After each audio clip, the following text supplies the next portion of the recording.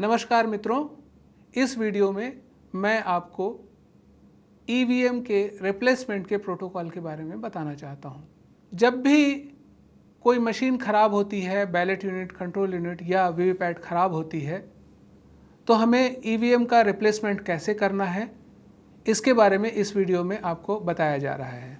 अगर वास्तविक मतदान शुरू होने के पहले किसी भी समय, चाहे वो कमीशनिंग के समय हो, चाहे वो डिस्पर्सल के समय हो, चाहे वो मॉक पोल के समय हो, किसी भी समय कोई यूनिट ख़राब होती है तो केवल वही यूनिट बदला जाएगा।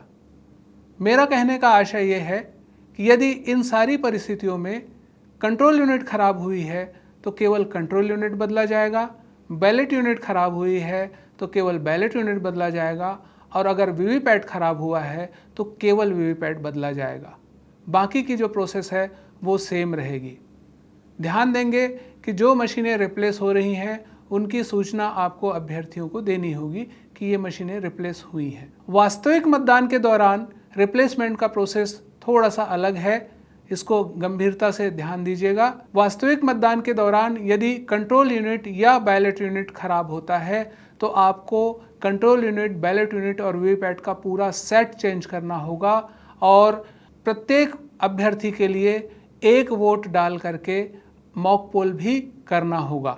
मॉक पोल करने के पश्चात कंट्रोल यूनिट से मॉक पोल डेटा को डिलीट करना, वीवीपैट ड्रॉप बॉक्स से वीवीपैट पेपर स्लिप्स को बाहर निकाल करके मॉक पोल के निर्देशानुसार समस्त कार्यवाहियां सुनिश्चित करना एवं मॉक पोल का सर्टिफिकेट भरना आवश्यक होगा। लेकिन यदि वास्तविक मतदान के दौरान वीवीपैट खराब होता है तो आपको केवल वीवीपैट बदलना है और कोई भी मॉक पोल करने की आवश्यकता इस परिस्थिति में नहीं है। यदि वास्तविक मतदान के दौरान या मॉक पोल के दौरान किसी भी स्थिति में अगर सीयू में पावर कम दिखा रहा है, अर्थात पावर पैक बैटरी लो दिखा रहा है, तो उस कंडीशन में आपके पास विकल्प है कि आप पावर पैक चेंज कर सकते हैं। ये पावर पैक आपको आपके सेक्टर ऑफिसर से मिलेगा।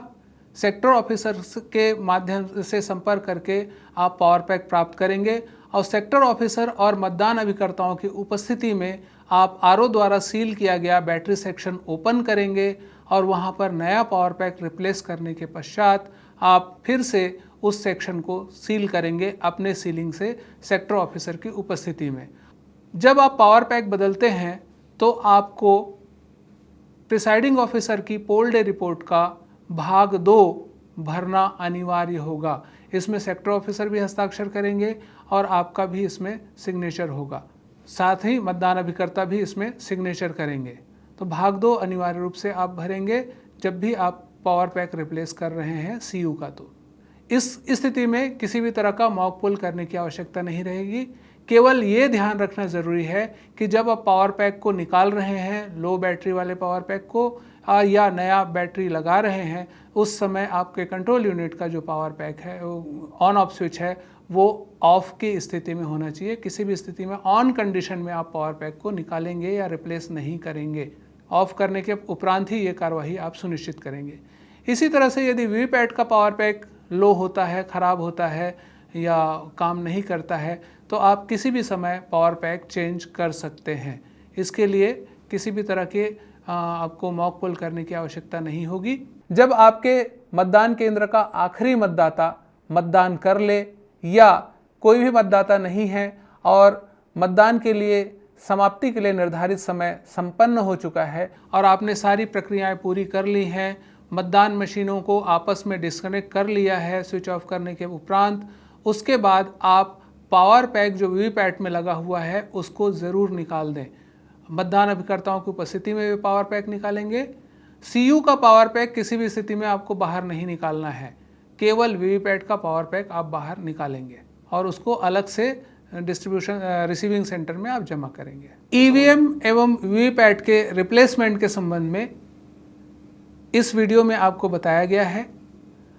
अतिरिक्त जानकारी के लिए आप पीठासीन अधिकारी की पुस्तिका का संदर्भ ले सकते हैं। बहुत बहुत धन्यवाद।